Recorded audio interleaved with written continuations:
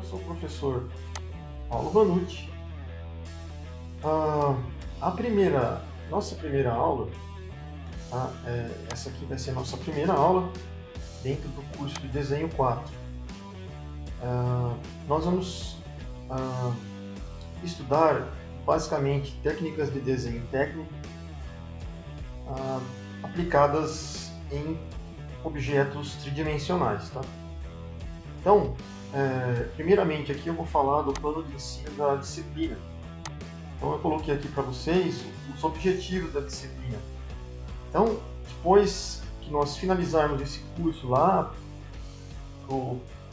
para meados de dezembro, né, o que o aluno vai ser capaz de fazer? Então, ele vai ser capaz de ler, interpretar, executar e representar objetos através de suas projeções.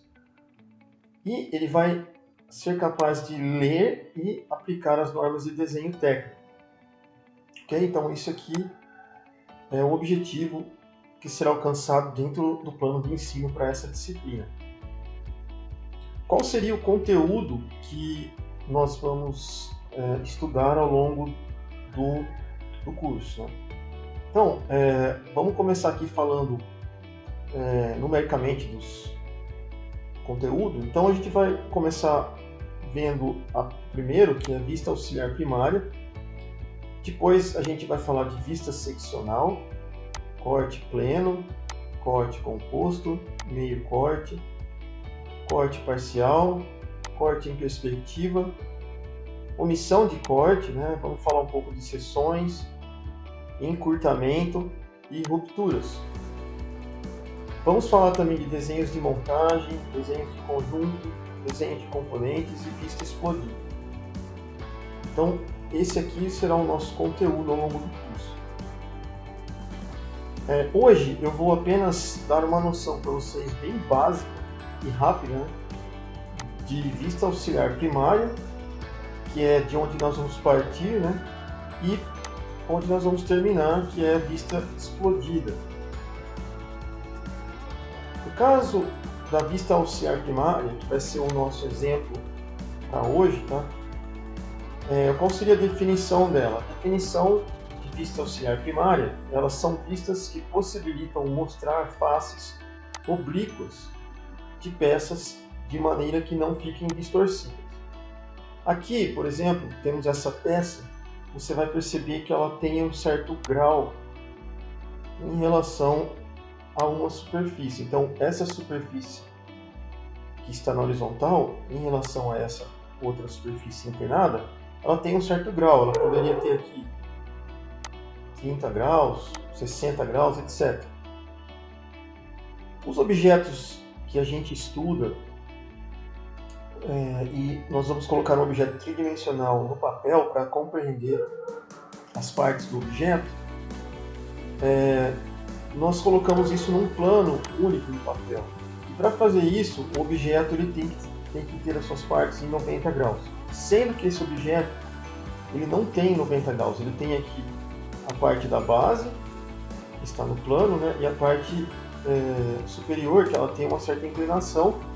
Se aqui fosse Y, um eixo, por exemplo, essa inclinação aqui que eu dei, que é de 30 graus, né? Como que nós representamos uma superfície que está inclinada em relação ao eixo vertical? Então, essa é a pergunta que a gente vai responder com a vista auxiliar primária, certo? Então, isso aqui seria o início do nosso curso. Aí, passando todo o semestre e seguindo esses itens que nós vamos ver até o final da vista explodida, então a vista explodida será o último item que a gente vai ver no curso. Então, quando a gente chegar nesse nível, o que é que vocês vão ser capazes de fazer? Por exemplo, um desenho como esse. Então, vocês vão desenhar várias partezinhas de um objeto 3D, por exemplo, e todas essas partes do objeto vão ser montadas. Aqui você visualiza, além do nome dos objetos, uma linha, que seria um eixo, por exemplo, que mostra como que esse objeto vai ser montado, inclusive os parafusos, tá? Carcaças, motores no caso, né? Então a gente vai fazer isso com a vista explodida, tá? Então a gente vai sair de lá daquela primeiro assunto, né, que é a vista auxiliar primária, e vai cair aqui no final. Então quando a gente terminar isso, vocês vão estar praticamente prontos para prepararem o projeto de vocês, projeto conhecido como interdisciplinar. Bom, então, sabendo do conteúdo, dentro do plano de ensino a gente tem as metodologias. As metodologias, né? Os assuntos que serão apresentados através do curso, como que ele será apresentado? Então a gente vai fazer exposições orais, né? Uma aula, então, por exemplo, é uma exposição oral. Vai ser um exemplo de como a gente vai usar a metodologia. Se precisar, tá? A gente faz algum uso de algum recurso audiovisual, mas no momento a gente não vai precisar. Modelos, a gente vai utilizar modelos, tá? Para você produzir. Se você for produzir um objeto lá no final do curso, esse objeto vai ser tridimensional, você vai precisar ter um modelo. Vou fazer esse modelo de, por exemplo, de isopor, vou fazer esse modelo com argila, vou fazer esse modelo com plástico. Seja lá com o que você vai fazer, com o tipo de material, isso é uma metodologia também. E desenhos tridimensionais. Durante as aulas a gente vai fazer vários exercícios, tá, de aplicações. Então eu vou passar o conteúdo teórico e aí vocês vão fazer os exercícios de aplicações. Tudo bem? Ok, como que será a avaliação do curso? Bom, a nossa avaliação, ela vai seguir alguns critérios. Nós vamos fazer uma prova, não é comum no curso de design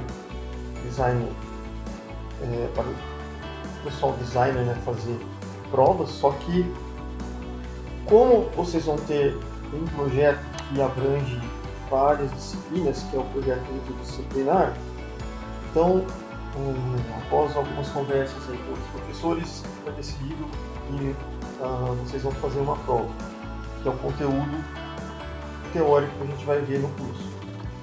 Daí, essa data, que eu vou deixar marcado aqui, né, dia 5 de outubro seria a nossa prova.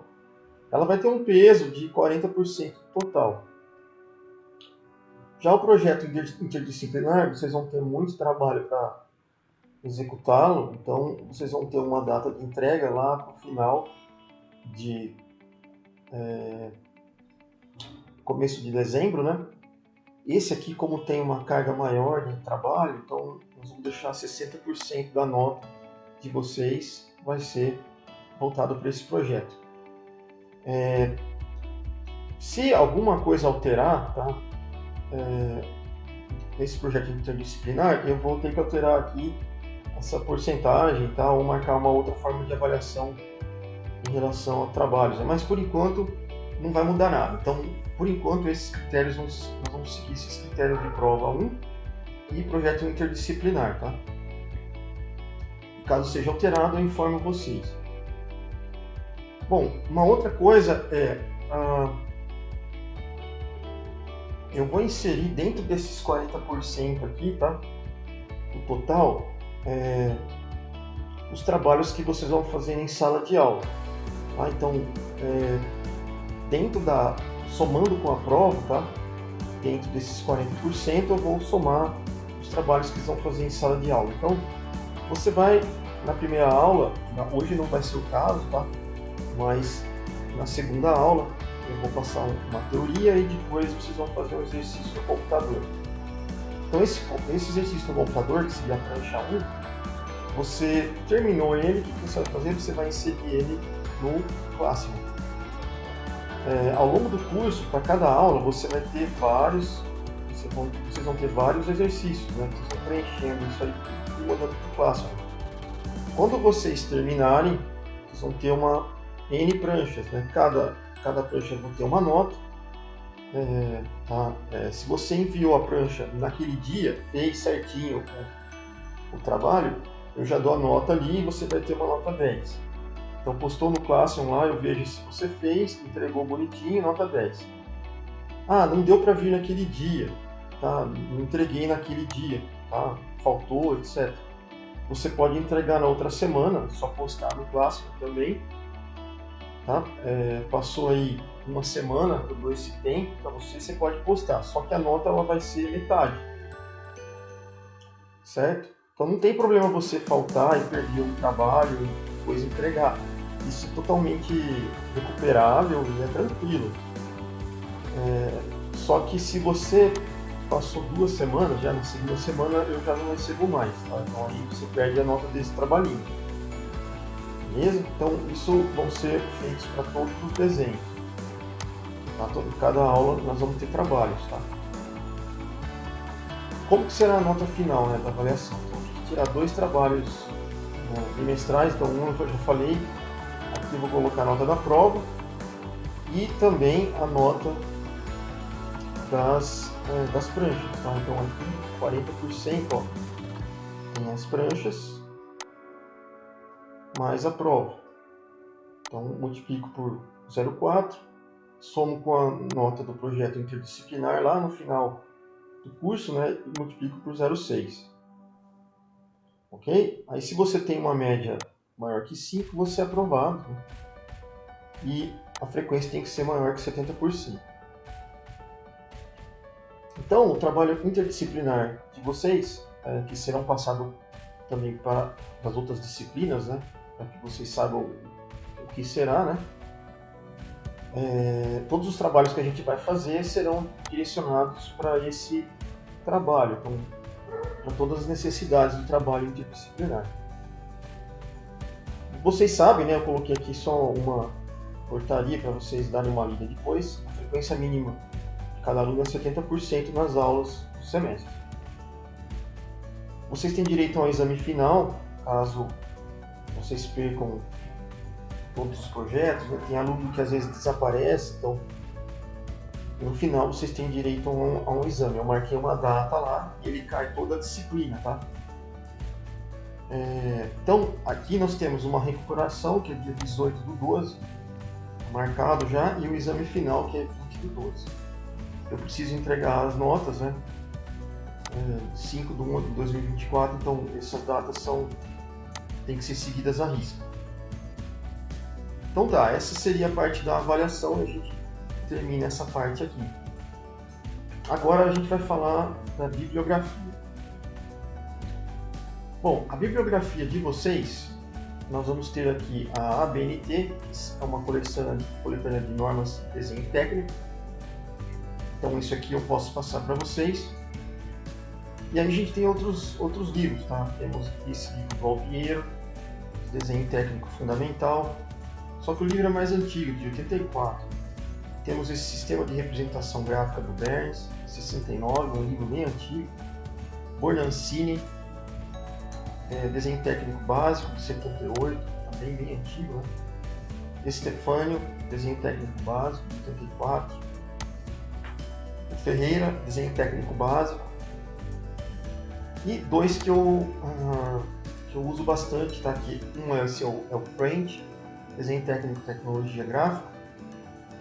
Esse eu recomendo vocês terem pelo menos o livro digital para vocês estudarem, e o Guia 7, Comunicação Gráfica Moderna. Os 2 livros são bons e eu recomendo que vocês estudem por eles. Daí a gente tem o Maguire, Desenho Técnico e Soluções Gerais de Desenho, o CEPC, o Manual Básico de Desenho, e o Vollmer. Assim, daqui eu acho que vocês podem consultar então a ABNT e esses 2 livros aqui, o French e o Guia 7, que são os melhorzinhos aí e mais atuais, né? Mas eu coloquei aqui para vocês na bibliografia o seguinte: pela biblioteca, tá, da Unesp, vocês podem acessar aqui e-books, tá? A biblioteca digital. Dentro dos e-books vocês têm aqui o item Minha Biblioteca, tá? Ou Biblioteca Virtual da Pearson. Nesses 2 itens vocês conseguem acessar os livros de desenho técnico online, então você pode acessar isso quando você quiser, da sua casa, né? Se quiser. E os livros que eu peguei para vocês aqui mostrar que estão dentro dessa biblioteca são o Desenho Técnico Mecânico, tá? Esse aqui é um dos livros que aparece lá. Desenho Técnico, esse livro da editora Saraiva. Desenho Técnico Geométrico, tá? Esse é outro livro que aparece lá. Desenho Técnico para Construção, do Sam Cuba. Esse aqui é o livro do Arlindo Silva. Esse livro é muito usado, então eu recomendo muito esse livro, que vocês estudem por ele, tá? Desenho Técnico Aplicado à Engenharia, esse também livro é muito bom. Desenho Técnico para Mecânica, esse aqui também tem na biblioteca virtual. Desenho Técnico Básico.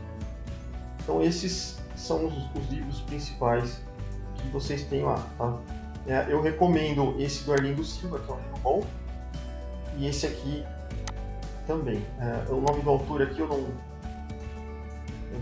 não estou visualizando, tá? Mas você abre isso aqui, digita Desenho Técnico na biblioteca, já vão aparecer esses livros para vocês.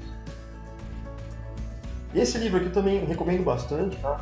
Outro livro do Arlindo Silva também, Desenho Técnico Moderno, da 5ª edição. Então o que ele contém, né? Ele contém livros, capítulos de cortes e seções, projeções ortogonais, né? Sistemas CAD, cotagem, perspectivas. É um livro completinho, tá? Tem na biblioteca de vocês. E como a gente vai usar muito software SolidWorks, eu selecionei aqui alguns livros, tá? O pessoal que estuda software geralmente vai para o YouTube direto, não costuma abrir muitos livros, né, de software, mas tem algumas coisas interessantes nos livros que às vezes o aluno que não olha perde, tá? Não tem só no YouTube as coisas. Então, um dos livros que, apesar de ser antigo, ele tem as ferramentas que são usadas até hoje nos softwares de SolidWorks mais moderno, né? É o SolidWorks 2007, a Bíblia. Então, aqui você tem tudo sobre o SolidWorks, tá? Então, esse é um livro que, se você encontrar aí, tá? É interessante você ter até como ferramenta digital para você estudar. Outro livro do SolidWorks, tá? SolidWorks tem vários níveis, tá? Esse aqui é o nível 4. São treinamentos abertos da SKA. Então você vai ver lá várias possibilidades de aprendizagem de desenho com ensino através da didática do livro. Outro livro interessante é esse Tutoriais de Modelagem 3D utilizando o SolidWorks, 3ª edição, tá? Da Visual Books. O Holleder é o autor desse livro, junto com o Speck e o Júlio César da Silva, né? Então, ele tem bastante exercício aqui, muita explicação, interessante para você estudar. Outro livro é o SolidWorks 2007, Projeto de Desenvolvimento, Como Entender Esta Revolução que Não Para. É um livro mais antigo, mas ele tem também bastante ferramenta aí, que é usado até hoje. Temos esse outro livro, Desenho Técnico Auxiliado para SolidWorks, tá? Um outro livro interessante para você estar estudando. E a gente finaliza as bibliografias. Vou deixar aqui o seguinte, nós vamos ter um canal também para que vocês possam consultar sempre, tá? Que tiverem dúvidas, que é esse canalzinho do YouTube, tá? Esse canal, ele contém o seguinte, tá? Ele contém algumas aulas de design, algumas aulas para engenharia. Geralmente são colocados aulas de desenho técnico mesmo, tá? De desenho de software também, então tem vários. Por enquanto aqui tem o AutoCAD, tem o Solid Edge, tá? E agora vamos adicionar o SolidWorks. Então você vem aqui nesse link, tá? Você pode copiar o link e entrar aqui, que todas as nossas aulas vão ser gravadas e colocadas nesse canal, e também as aulas para treinamento do SolidWorks vão ser colocadas aqui, certo? Então o canal chama Infocanal. Okay? Eu vou também postar no Classroom o link do canal para que vocês possam estar utilizando ele e estudando. Bom, então agora a gente fecha essa parte plano de ensino e a gente vai fazer um breve conteúdo hoje como primeira aula, tá?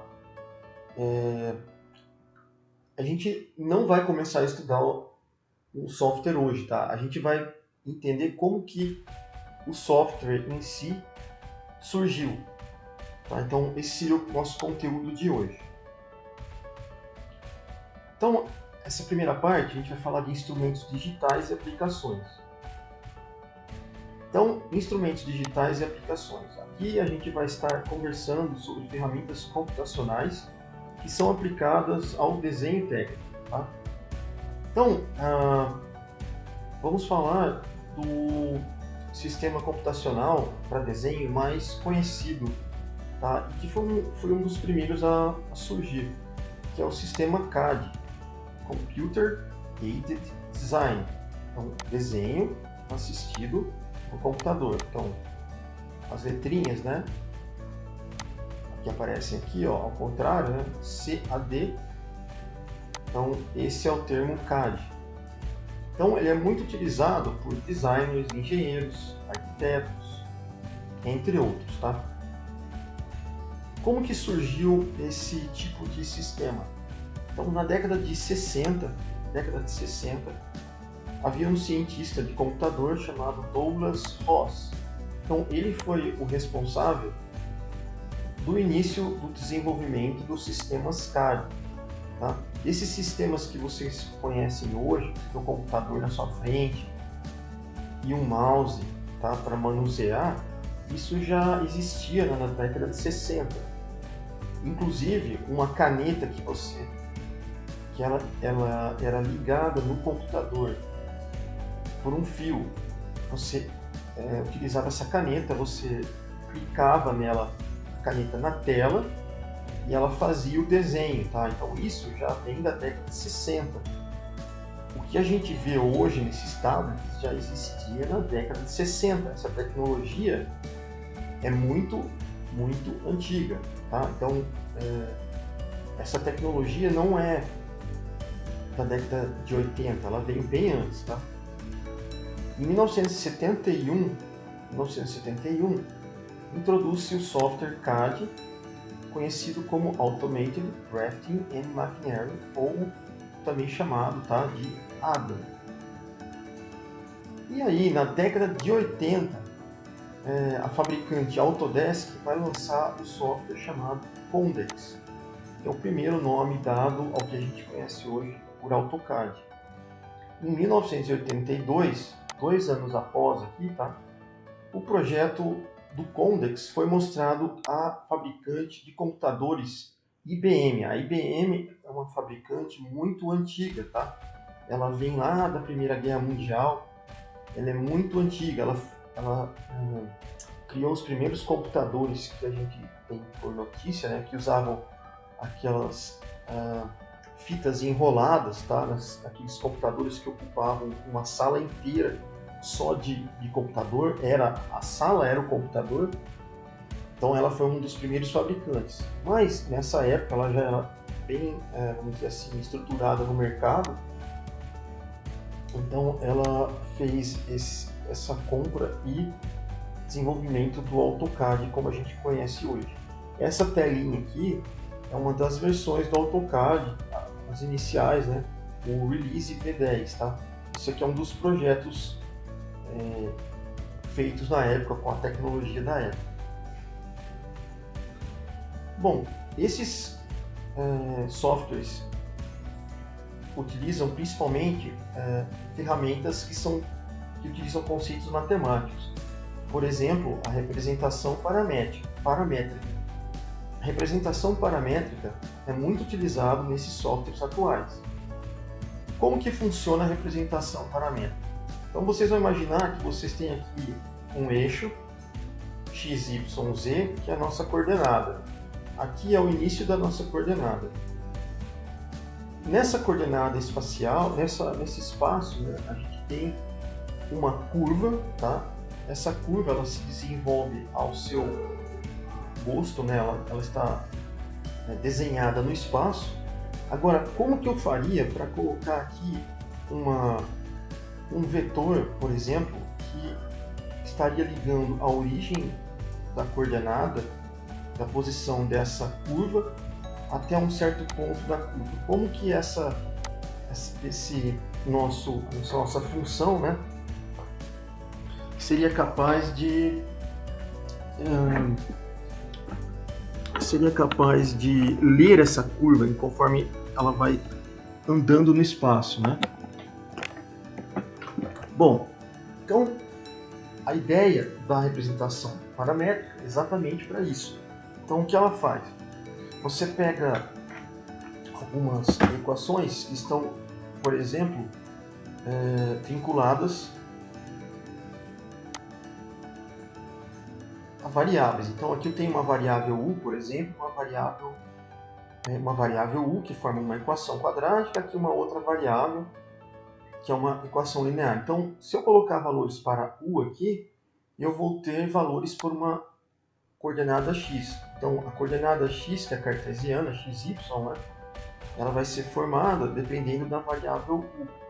Tá? Então, isso aqui é uma representação paramétrica. Então, conforme eu ando com esse pontinho aqui, ó, ao longo da curva, eu vou dando coordenadas para x, y e z, né, que estão representadas aqui nesse ponto em cima do ponto do final do vetor, né? Mas todas elas estão ligadas pela base do vetor aqui no eixo 0, tá? No ponto 0 da coordenada. Então o fato desse vetor se movimentar, ele vai me dar o comportamento da curva ao longo da própria curva, tá? Então isso aqui seria uma representação paramétrica, e os softwares, no momento de estarem os desenhistas estarem trabalhando com software, estão fazendo uso dessa relação paramétrica. Um exemplo do uso da representação paramétrica é o exemplo da curva Bézier, muito utilizada no Photoshop, né? Então, a curva Bézier, se você vai fazer uma curva como essa, por exemplo, existem pontos de controle que surgem no software. Conforme você puxa aquele ponto de controle para um lado, a curva Bézier ela anda para cima, respeitando o movimento daquele ponto para a direção que você, o sentido que você acionar. Se eu puxar ela para baixo aqui, esse pontinho, ó, a curva Bézier vai para baixo também. Tá? Então é como se tivessem ímãs acoplados nesses pontos que atraem ou repelem a curva inicial. E você consegue fazer isso para volumes também. Então, quando você puxa um pontinho aqui lá no seu software, por exemplo, no Blender, você puxa um pontinho para cá, a curva vai para cima, tá? A superfície vai para cima. Então, isso é um exemplo de representação paramétrica. Nesse software aqui, por exemplo, para esse tipo de comando, eu tenho um ponto central aqui, ó, eu puxo esse comando para a esquerda, a curva, que ela estava aqui, né? Ela vem para cá, ó, ela faz essa curva aqui. Então você consegue trabalhar com isso. Então isso é a forma de trabalho de uma ferramenta computacional de desenho utilizando a representação paramétrica. Agora, como que os sólidos são modelados? Então, modelagem, modelos de sólidos. Existem modelos de sólidos que nós chamamos de sólidos primitivos, certo? Ou modelos de sólidos por opções de varreduras. Então, os sólidos construídos primitivamente são esses daqui, né? Ó. Por exemplo, um cone, um tronco de cone, um cilindro, uma pirâmide, um tronco de pirâmide, uma esfera, um toro, um prisma, tá? Então, isso aqui são modelos de sólidos primitivos. Os modelos de sólidos por varreduras, quais seriam? Vamos falar um exemplo. Então, por exemplo, eu tenho aqui, ó, esse objeto. Esse objeto foi desenhado no 2D. E aí o que eu faço? Eu arrasto esse objeto no espaço. Quando eu faço isso, eu crio essa figura, que nada mais é do que parece um trilho de trem. Então ele forma um objeto tridimensional. Ele foi, para ser gerado esse objeto, houve o que? Uma extrusão. Esse objeto foi transladado no espaço. Tá? Ele foi transladado no espaço. Então a gente tem uma extrusão. Já esse objeto tem um eixo de rotação, tem uma figura no plano aqui. Se eu rodar isso aqui ao redor desse eixo, eu vou gerar esse objeto aqui no espaço. Então isso aqui é uma revolução.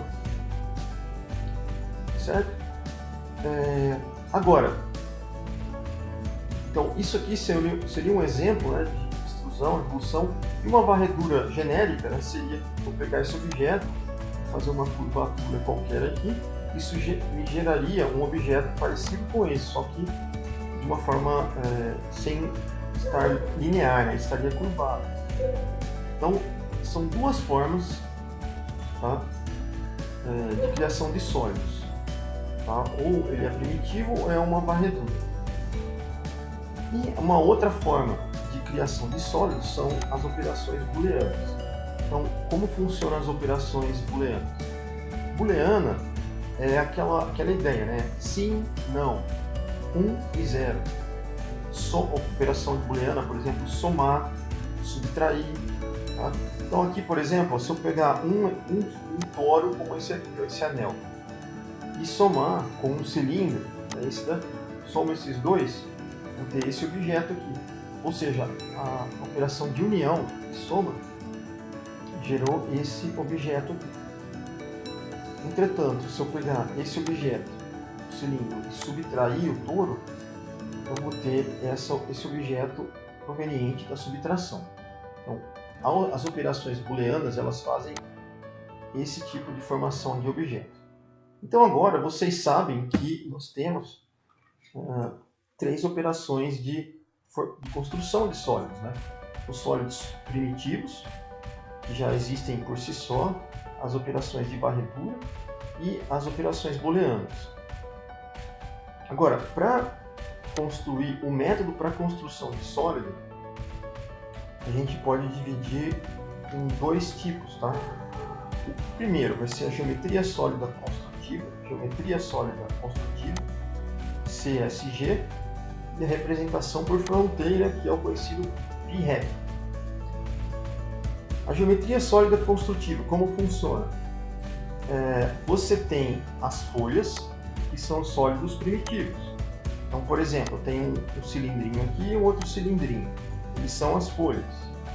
Se eu pegar as folhas e unir os dois, ou seja, pelo processo de operação booleana, né, vou somar os dois, eu vou ter esse objetozinho aqui.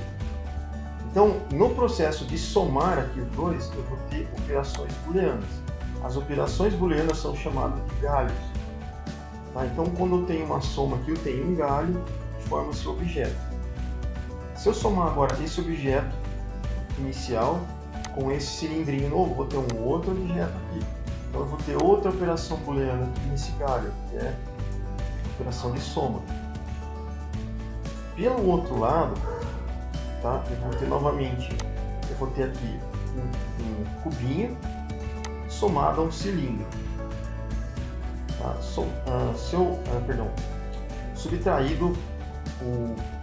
Vou subtrair o cilindro do cone. Então, o que eu vou ter? Eu vou ter esse objeto aqui, ó. Aí o que eu vou fazer? Vou pegar esse objeto, vou subtrair desse objeto do lado de cá. Então, as folhas, né, esse objeto estranho com esse, subtraindo, tenho esse objeto final.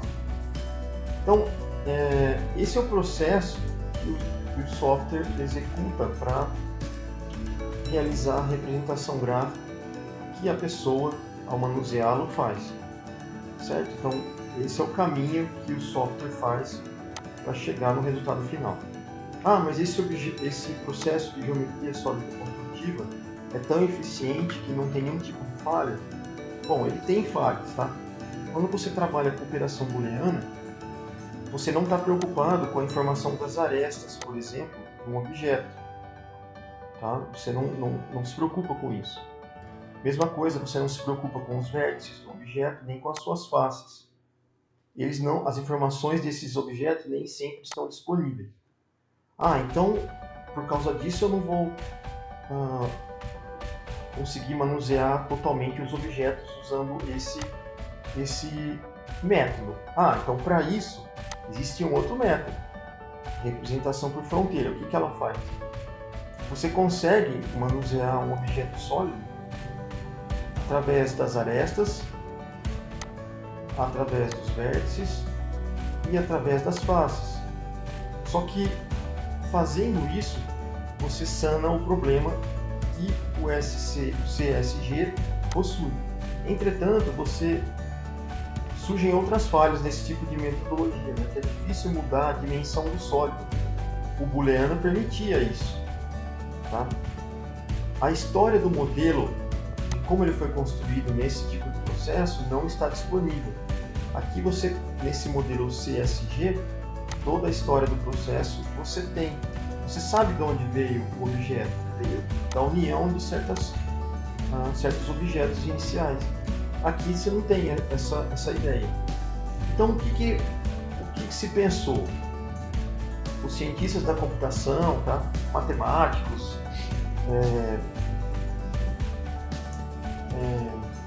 cientistas da computação, matemáticos e pessoas que trabalham com a área gráfica, eles pensaram num software que trabalhava com modelagem paramétrica 3D.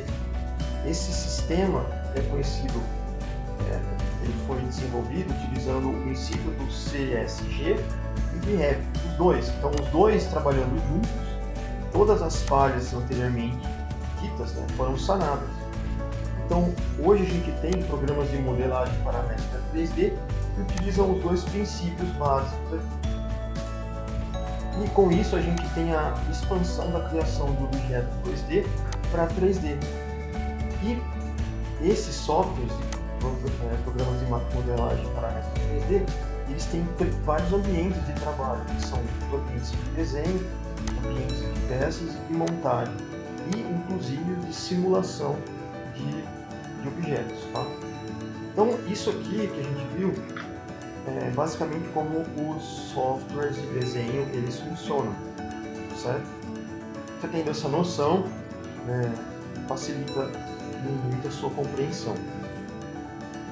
Agora a gente vai ver algumas ferramentas computacionais que são aplicadas no desenho técnico. A primeira delas, que a gente já mencionou, é o AutoCAD. O AutoCAD ele é da empresa Autodesk. Ele é utilizado tanto para objetos 2D e 3D. Muito utilizado na arquitetura, tá? Para desenvolvimento de projetos, como esse que a gente está vendo aqui, nessa figura. Design de interiores também. Engenharia civil é muito utilizado. Para engenharia química, principalmente para fazer plantas, de tubulações, por exemplo. A engenharia mecânica ele é utilizado, ele tem a parte de 3D dele, tá? Só que em relação a outros softwares ali, ele é um pouco mais limitado. Engenharia cartográfica e engenharia elétrica. Tá? Aqui a gente vê no AutoCAD algumas ferramentas do menu de comando. É muito parecido com outros softwares. Tá? Você utilizando o AutoCAD, muitos desses comandos aparecem nos softwares que a gente vai ver posteriormente. Tá? Eles acabam se repetindo. Só que a forma de manusear o software, normalmente o AutoCAD ele utiliza muito teclado e trabalha em conjunto com o mouse. Então, alguns comandos são importantes que você estude utilizando o mouse e o teclado junto. Tá? É um dos diferenciais para os outros softwares. Aí a gente vem no software que a gente vai usar nesse curso, que é o SolidWorks. O SolidWorks ele é da fabricante Dassault Systèmes. Ele é um software de desenho 3D, CAD 3D. Ele utiliza a computação paramétrica, cria ferramentas de formas tridimensionais, utilizando operações geométricas elementares. Ele é muito utilizado para design de produtos, engenharia mecânica e engenharia elétrica. Mas ele tem uma vasta aplicação em todas as áreas da engenharia. Você pode fazer, por exemplo, simulação de um fluido escoando dentro de uma tubulação. Você pode calcular, por exemplo, você faz uma estrutura, saber se aquela estrutura vai aguentar um determinado peso.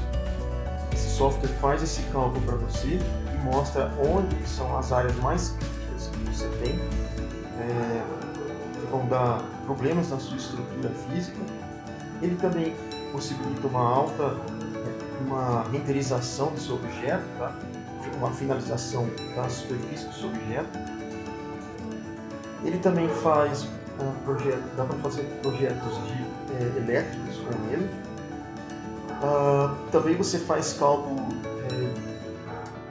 térmico com ele, tá? Onde tem maior ou menor temperatura, entre outras ferramentas, tá?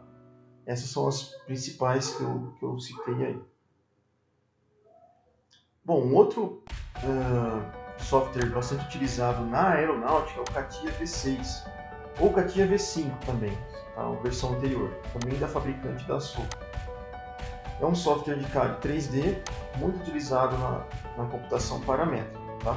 Esse aqui é o ambiente do CATIA, tá? Esse é o V6, tá? Esse aqui que vocês estão vendo é o V5.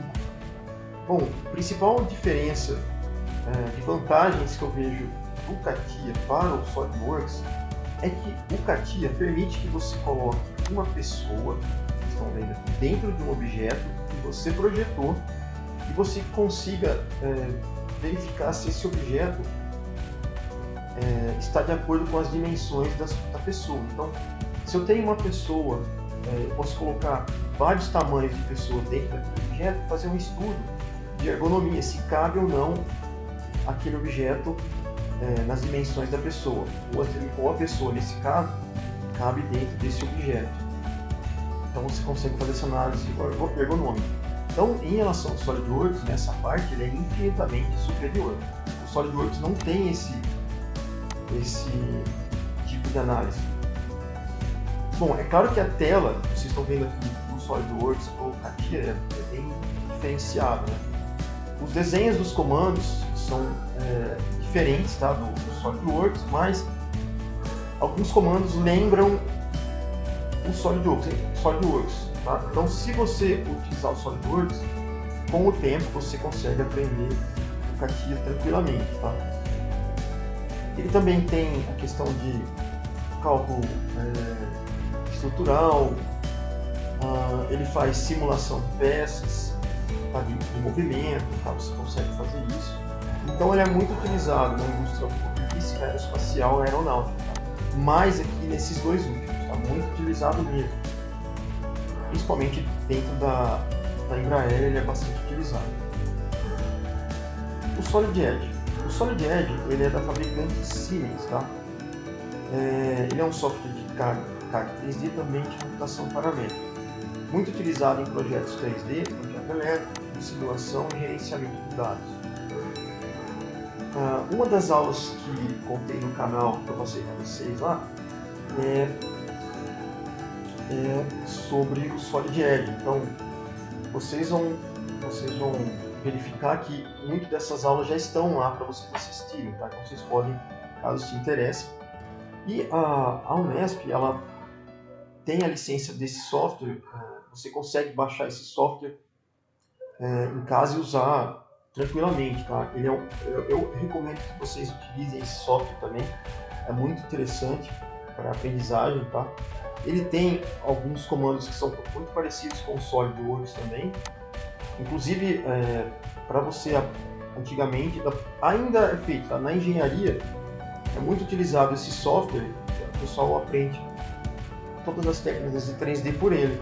Depois eles saem para o mercado e aprendem o SolidWorks, CATIA, etc. Então é um software muito bom. O Inventor é um software da Autodesk, é um software de CAD 3D, também de computação paramétrica.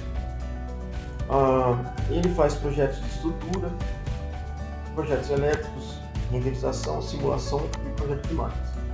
Em relação à renderização e à simulação, ele é muito mais eficiente que o SolidWorks, tá? Renderização, ele dá uma ideia mais real do objeto que você criou em relação ao mundo real. Ele se aproxima mais à realidade visual dos objetos reais do que outros softwares, tá? Então ele é mais eficiente que o SolidWorks nesse sentido. E a simulação dele é muito mais superior também do que a do SolidWorks. Tá? Não que a do SolidWorks não seja eficiente, ela é bastante, mas esse aqui é um pouco melhor. Tá? Ele tem comandos também muito parecidos com o do SolidWorks, com o CATIA. Então, você aprendendo um software ou outro, você consegue desenvolver qualquer um deles. Tá? E aí temos a fabricação digital. Então, quando você faz um produto, nesses softwares que a gente falou, você quer desenvolver esse produto, criar esse produto tridimensionalmente, então você pode utilizar os softwares de fabricação digital, impressora 3D, no desenvolvimento desses produtos. Tá? Então, para você, por exemplo, desenvolver um objeto como esse aqui, uma impressora 3D, existem alguns pré-requisitos que você deve seguir. Tá? Então, a peça 3D deve ser modelada, você deve conhecer o material que você vai utilizar para a impressão 3D e o software de impressão. Certo? Existe uma infinidade de softwares de impressão que você vai utilizar dependendo da impressora que você vai estar comprando. Aqui eu trouxe um exemplo de uma impressora Zebra ZT230. Ela utiliza um tipo de filamento de PLA, um tipo de plástico, para que você possa fazer a impressão 3D. Tá? Dentro da Unesp vocês têm alguns prédios que eles já fazem a impressão 3D, mas você precisa colocar dentro do calendário deles de impressão, senão você não pode chegar lá e imprimir de uma vez. Tem uma hierarquia para que você possa desenvolver o seu projetinho e precisa conversar bem antecipadamente, né, com os coordenadores do projeto para que seja feita a impressão. Aqui um exemplo de fabricação digital, tá? De um exemplo de bolsa. Tá? Então aqui você tem esse exemplo de uma mala, né? Foi desenvolvida, ela foi desenhada no SolidWorks e aí ela passou por um processo de renderização e aí você tem aqui o produto final.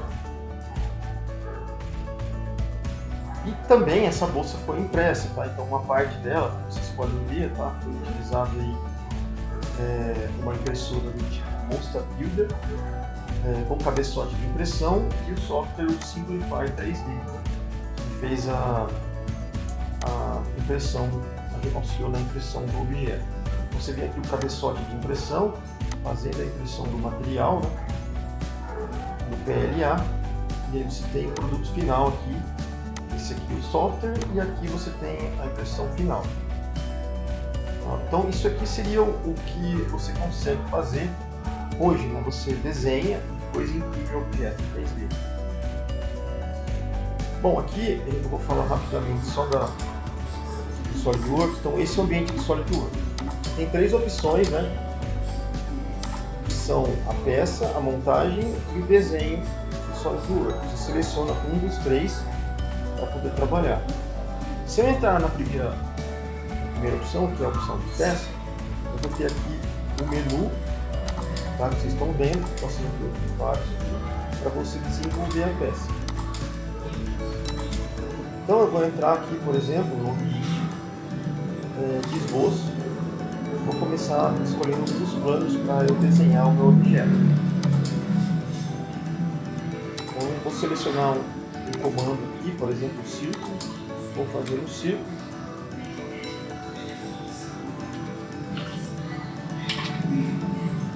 Adiciono a medida que eu quero e aí eu vou desenhar o 3D desse objeto. Então, vou clicar aqui e fazer o objeto 3D. Fiz esse objeto, posso escolher o tipo de material que vai ser.